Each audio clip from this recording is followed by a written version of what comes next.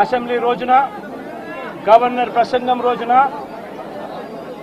ఉభయ సభలను ఉద్దేశించి గవర్నర్ మాట్లాడే ప్రసంగంలో గవర్నర్ను ఖచ్చితంగా నిలదీస్తూ గవర్నర్ ప్రసంగాన్ని అడ్డు తగులుతూ గవర్నర్ను ఖచ్చితంగా నిలదీస్తూ వైఎస్ఆర్సీపీ గలం విప్పుతుంది. దాని తర్వాత ఖచ్చితంగా మళ్ళీ మంగళవారము వైఎస్ఆర్సీపీకి సంబంధించిన ఎమ్మెల్సీలు, ఎమ్మెల్యేలు, ఎంపీలు, రాజ్యసభ సభ్యులు, లోక్సభ సభ్యులు అందరూ కూడా ఢిల్లీకి వెళ్తారు. వెళ్ళి బుధవారము ఢిల్లీలో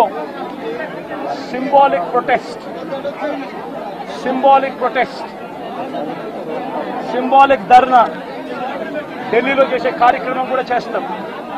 రాష్ట్రంలో జరుగుతూ ఉన్న దాడులు, రాష్ట్రంలో ఉన్న లా అండ్ ఆర్డర్ పరిస్థితులను దేశమంతా కూడా చూసేట్టుగా, దేశమంతా కూడా దీన్ని గమనించి, దేశమంతా కూడా దీన్ని వాళ్ళు కూడా ప్రొటెస్ట్ చేసే విధంగా దీన్ని హైలైట్ చేసే కార్యక్రమం చేస్తాం. ప్రధానమంత్రి గారి అపాయింట్మెంట్ ఇప్పటికే అడగడం జరిగింది. అమిత్ షా గారిని ప్రెసిడెంట్ అపాయింట్మెంట్ కూడా అడగడం కూడా జరుగుతుంది. వీళ్ళందరూ కూడా అపాయింట్మెంట్ ఇస్తే వీళ్ళందరినీ కూడా కలిసి వీళ్ళందరికీ కూడా చెప్పే కార్యక్రమం కూడా చేస్తాం. సరే, ఈ ఇష్యూలో మీ చెప్పేటప్పుడు నువ్వు ఫ్లోప్ అవుతుంది కదా. నువ్వు ఎంత ఆంధ్రజ్యోతి విలేకరు అయితే మాత్రం మధ్యలో వచ్చి చెప్పడం ధర్మం కాదు కదా. ఏం చెప్తా ఉంటే సీరియస్ గా జరుగుతా ఉన్నప్పుడు ప్రకారం ప్రధానమంత్రి అపాయింట్మెంట్ను, హోంమంత్రి అపాయింట్మెంటు, ప్రెసిడెంట్ గారి అపాయింట్మెంటు, వీళ్ళ ముగ్గురు అపాయింట్మెంట్ కూడా అడగడం జరుగుతూ ఉంది. వీళ్ళ ముగ్గురిని కూడా కలిసే కార్యక్రమం కూడా జరుగుతుంది. వాళ్ళ అపాయింట్మెంట్లు ఇస్తే వాళ్ళని కూడా కలిసే కార్యక్రమం జరుగుతుంది. జరిగి వీళ్ళందరినీ కూడా రాష్ట్రంలో జరుగుతూ ఉన్న దిగజారిన పరిస్థితులను ఎక్స్ప్లెయిన్ చేసి రాష్ట్రంలో ప్రెసిడెంట్ రూల్ పెట్టాల్సిన అవసరం ఎంత ఉంది అని చెప్పి కూడా గట్టిగా వాళ్ళ దృష్టికి తీసుకొని పోవడం కూడా జరుగుతుంది. చెప్పమైన అడుగుతున్నాను. ప్రధానమైన డిమాండ్ ఈ ఇన్సిడెంట్లో మీరేంటి అన్నా? ఇన్సిడెంట్లో ప్రధానమైన డిమాండ్ ఈ ఇన్సిడెంట్లో ప్రధానమైన డిమాండ్ ఒకటేనా, ఆ కుటుంబం ఏం పాపం చేసిందని చెప్పి ఆ కుటుంబంలో ఒక మనిషిని చంపారు. చంపడమే కాకుండా ఆ కుటుంబాన్ని అప్రతిష్ట పాలు చేస్తూ ఆ పిల్లాడి మీద ఎలాంటి చెప్పుకోదగ్గ హత్యలు చేసిన కేసులో, లేకపోతే ఒక ఫ్యాక్షన్ కేసులో, లేకపోతే తన ఒక ఫ్యాక్షన్ లీడర్ కిందనో, ఒక హత్యలు చేసిన వ్యక్తి కిందనో తనను ఒక ప్రొజెక్ట్ చేసి పోలీసులు ఏ రకంగా ఆ వ్యక్తి, ఆ పిల్లాడి వ్యక్తి ఆ జీవితము, ఆ కుటుంబం జీవితంతో చెలగాటలాడుతూ ఏ రకంగా వ్యక్తిత్వ హరణ చేస్తూ ఉన్నారో ధర్మమేనా?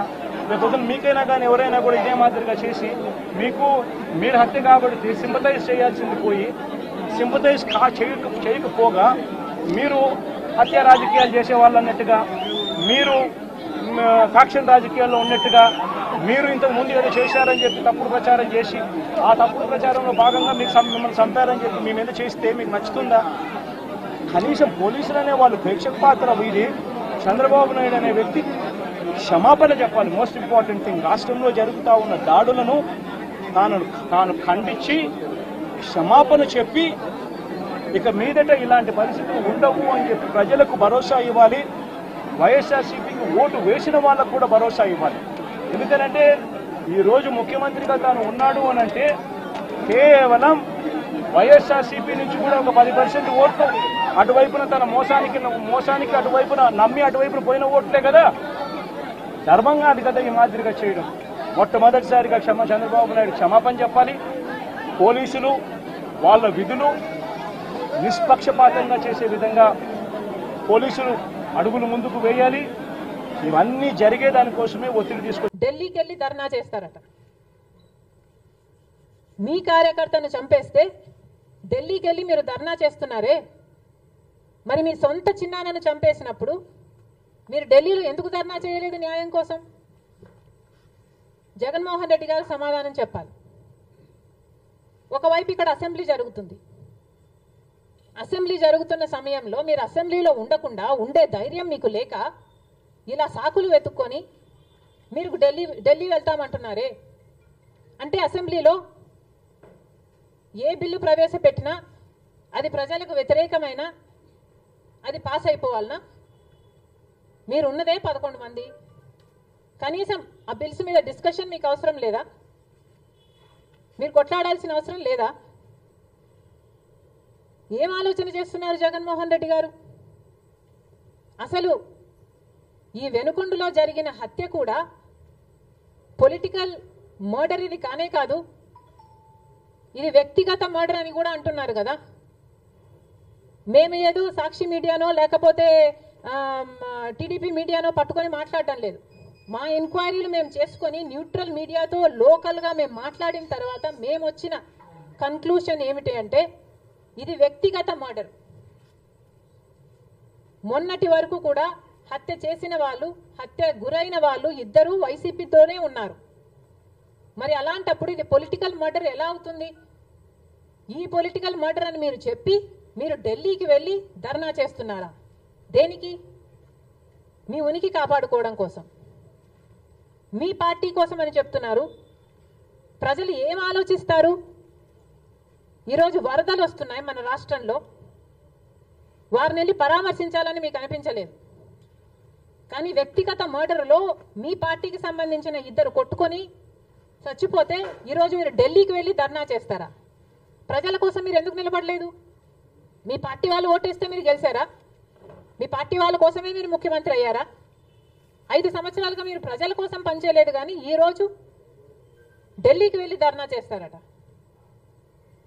సిగ్గుండాలి కదా. కానీ ఈ విషయంలో పోలీసులను కూడా అడుగుతున్నాం. నడి రోడ్డు మీద ఇలా హత్యలు చేసుకుంటుంటే పోలీసులు ఏం చేస్తున్నారు?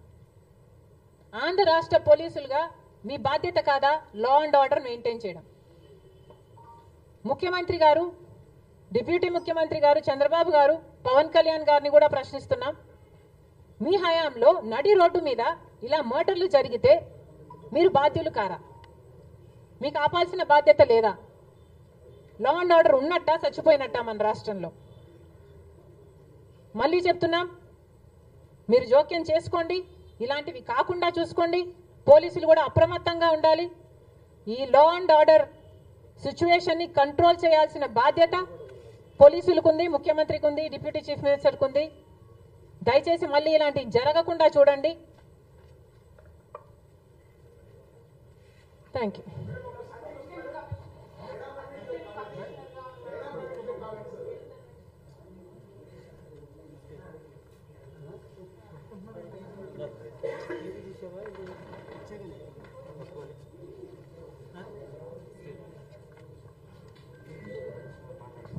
అందరికీ నమస్కారం. ఈరోజు ఈ పత్రికా సమావేశంలో